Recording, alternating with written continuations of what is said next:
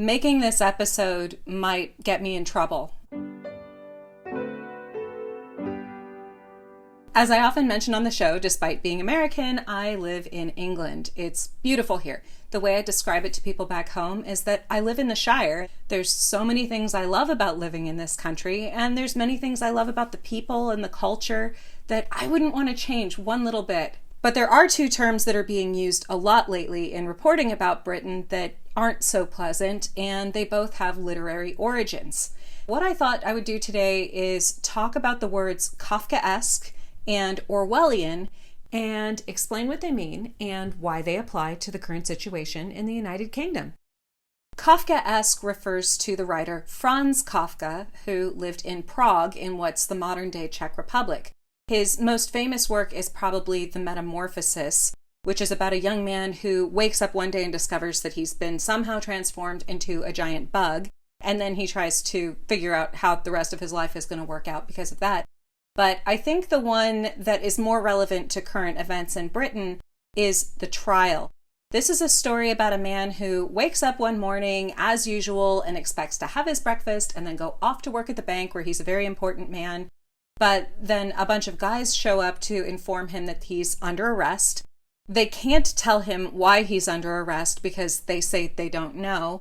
And then this poor man has to try to figure out how to live the rest of his life with these charges hanging over him and these proceedings that he's not allowed to know anything about, he's not allowed to be involved in. This is where the phrase "the process is the punishment" comes to mind, where bureaucracy can be used to so befuddle and grind someone down that they just become completely worn out and either lose their minds or give up or do something crazy so that the authorities can then say, "Oh, see, well, we told you this was a bad guy all along."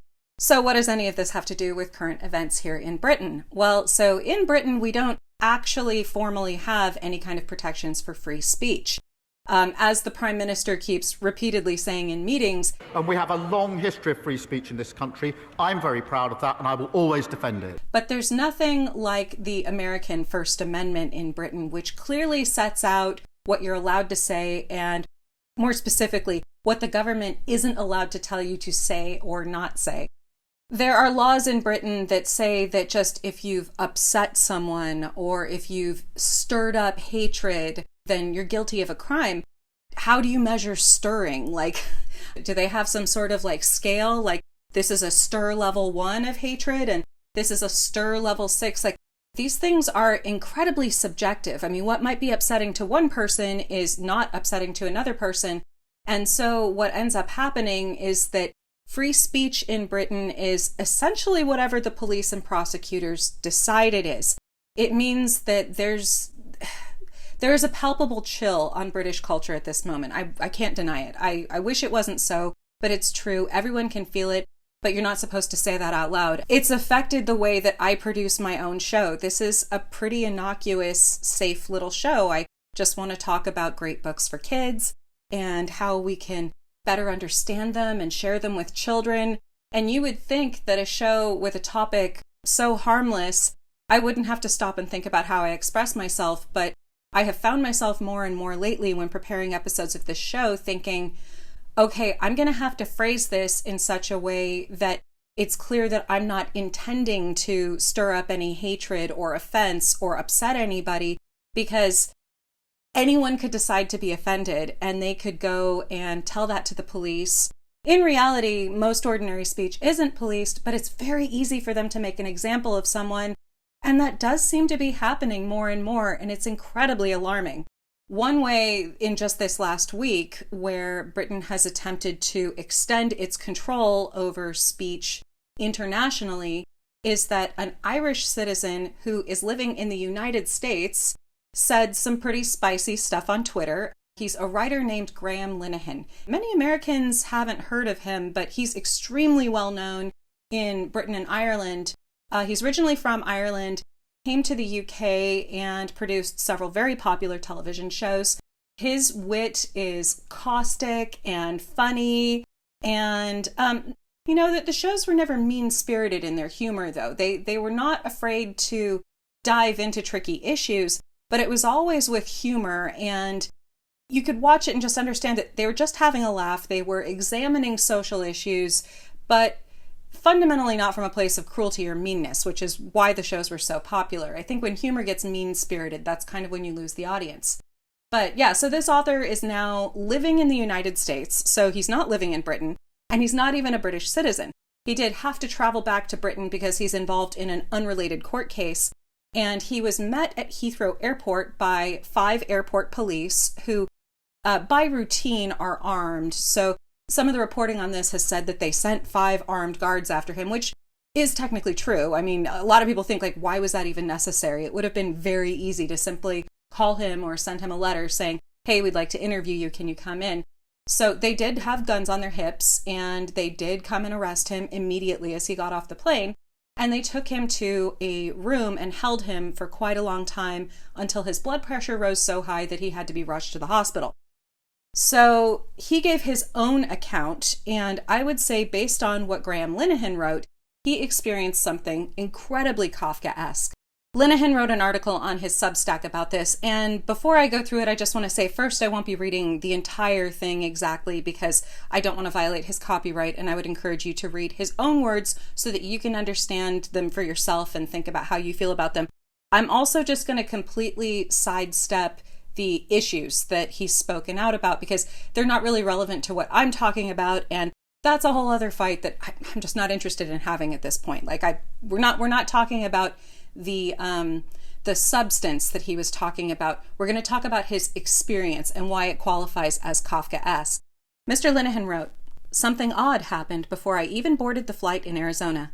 When I handed over my passport at the gate, the official told me I didn't have a seat and had to be reticketed. At the time, I thought it was just the sort of innocent snafu that makes air travel such a joy. But in hindsight, it was clear I'd been flagged." So this is very much like the opening of The Trial by Franz Kafka, where, the man wakes up and is trying to go about his day, and instead of being greeted at the door by the housemaid who's going to bring him his breakfast, there's these goons who have been sent to his house, as well as some of these, junior officers from his work.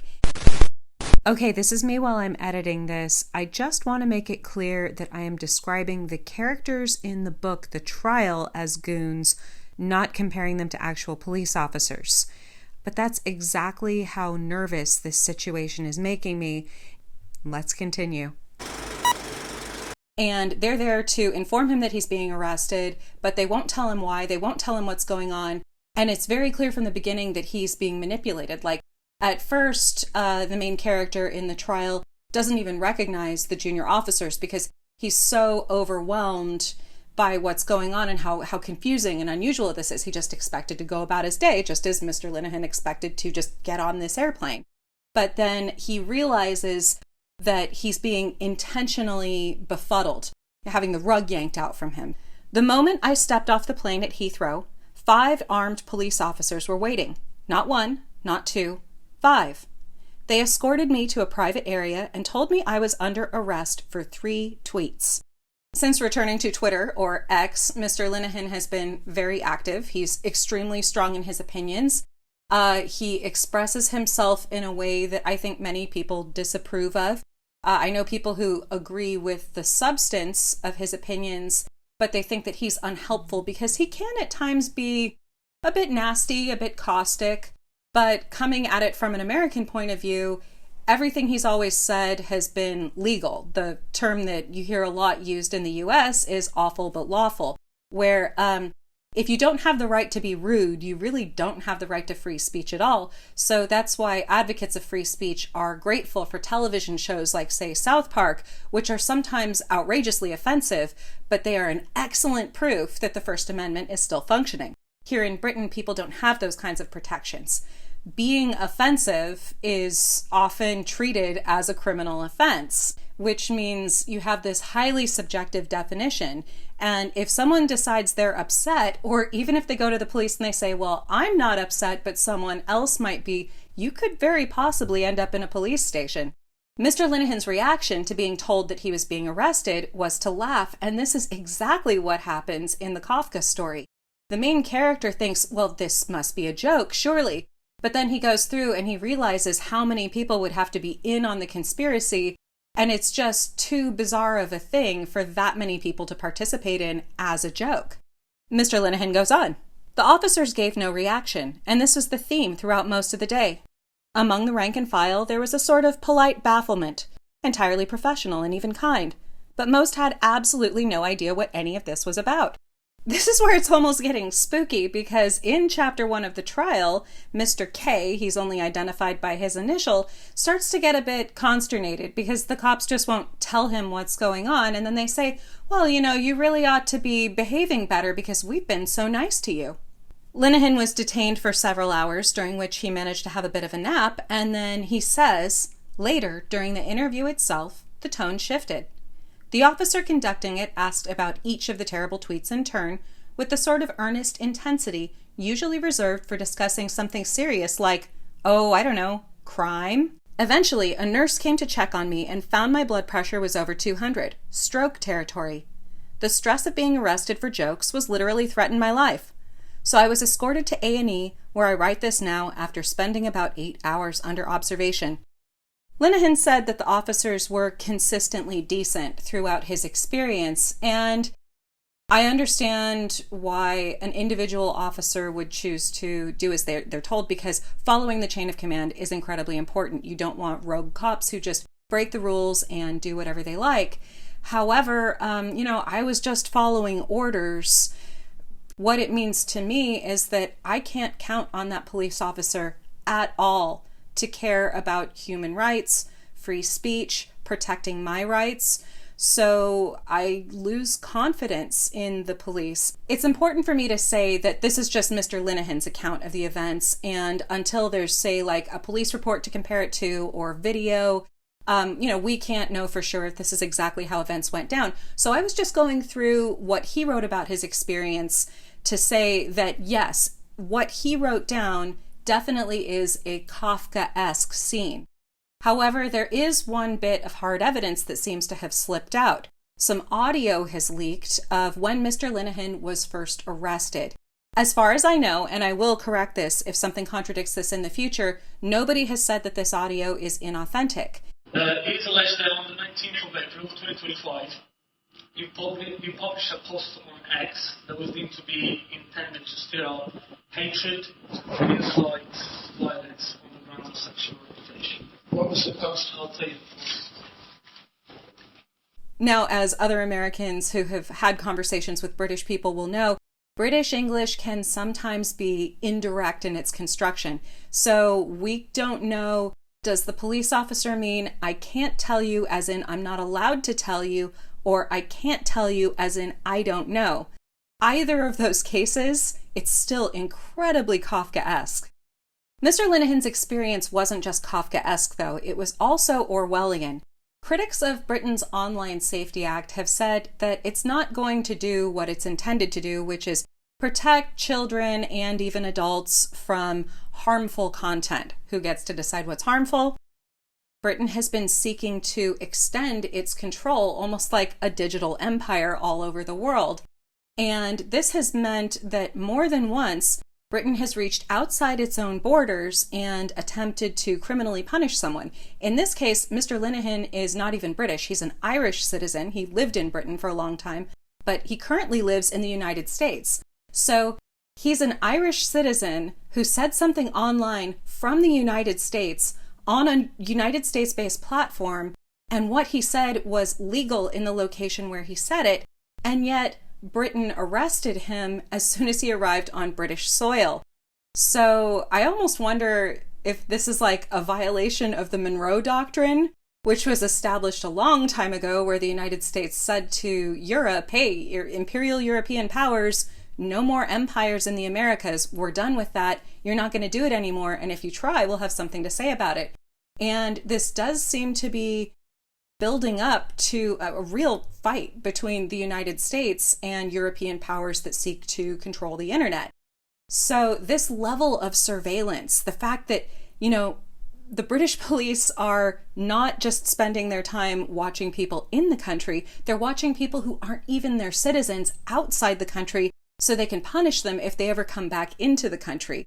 And that is very, very much like the world described in 1984, where Big Brother is watching you and the telescreens are pumping out government-sanctioned information if you are not ideologically in line with what the government wants, this is something called thought crime in 1984, they will invent a crime for you. And this is actually true because when Mr. Linehan was arrested, it was for a charge, I believe, inciting violence or stirring up hatred. This is where I'm not a lawyer, so this stuff is above my head. But some other legal commentators have already pointed out that the phrasing used by the officers who arrested Mr. Linehan were using a phrase that wasn't actually a crime. Like they weren't citing a specific aspect of law, and the stuff they were saying didn't even apply to his situation. Now, in the aftermath of all of this, there was uproar. This issue has been building in Britain for quite a long time. So if you're surprised all of a sudden, if you live outside the country and you're like, what on earth is going on in Britain? Nobody who lives in this country is surprised that this is finally busting open. Mr. Linehan is a very high profile figure. Love him or hate him, most people in this country know who he is. And it's just such an obvious police overreach to most people. Like you can completely disagree with his opinions and everything like that, but it's a quite chilling prospect. And so this really is busting everything wide open. The hilarious part is the Kafkaesque way in which British authorities have responded to this situation. The guy in charge of the Metropolitan Police, he said that the officers are in an impossible situation and how could they possibly have known that, this wasn't the right thing to do. And he asked, government leaders for clarification regarding the law, which just really isn't ringing true for a lot of people because nobody forced the Metropolitan Police to engage in this arrest. Some kind of person in authority within the organization would have had to say, yes, this is a person we want to arrest. You, and you. Go arrest this guy. Here's the paperwork. Cuff him. Someone made the decision to do this, and police have discretion in choosing who they want to arrest. So it feels very disingenuous to blame the bureaucracy. That's a very Kafkaesque response, and it's not one that the general public or, leaders from other countries are really going to buy. I don't know where things are going to go from here. I do have to say, as someone who says words and puts them out on the internet, it is incredibly scary and upsetting, especially given that the vast majority of ordinary crimes go unsolved. Like if a bicycle's stolen, if a car's broken into, those things just don't really get looked at. And confidence in the police is at an all-time low, which is incredibly disappointing to all my neighbors. I can see it. And when people do work up the confidence to talk about it, they feel incredibly sad because the old folks I know have very warm memories of the police from when they were children, just like the Bobby on the beat. You would have neighborhood police officers who were truly parts of the community. And there's this sense that British police by consent. That's a legal term. And it's something that historically in this country people were very proud of. So for my own part, as someone who's lived here for several years, I feel very sad for my friends, family, and neighbors that they seem to have lost their confidence and love for an institution that used to be a very critical part of their community's health. I'm unable to solve any of these problems, but I hope I was able to show how the literary terms Kafkaesque and Orwellian apply both to the general situation in Britain and the case of Graham Linehan when it comes to freedom of expression. And if you want to understand these concepts better, you could try reading some Franz Kafka, perhaps The Metamorphosis or The Trial. Or if you have a younger teenager, you might want to give them a copy of Animal Farm. I wouldn't give a copy of 1984 to someone unless, they're kind of more mature in their understanding. It's got some pretty heavy themes. It's quite intense. So I would say it's kind of more of a 16 and up book. As far as that, I definitely wouldn't be handing it to like a 12, 13-year-old. It would be, they honestly, they'd lose interest and they wouldn't read it. And then it would just be a doorstop in their room. But kind of, 16, 17 years old and up, I think that would be a really good read for them. And it would help them understand why these concepts remain relevant, because these problems never seem to go away. Franz Kafka was writing over 100 years ago, and yet his works have been translated into so many different languages because they resonate with people from so many different cultures.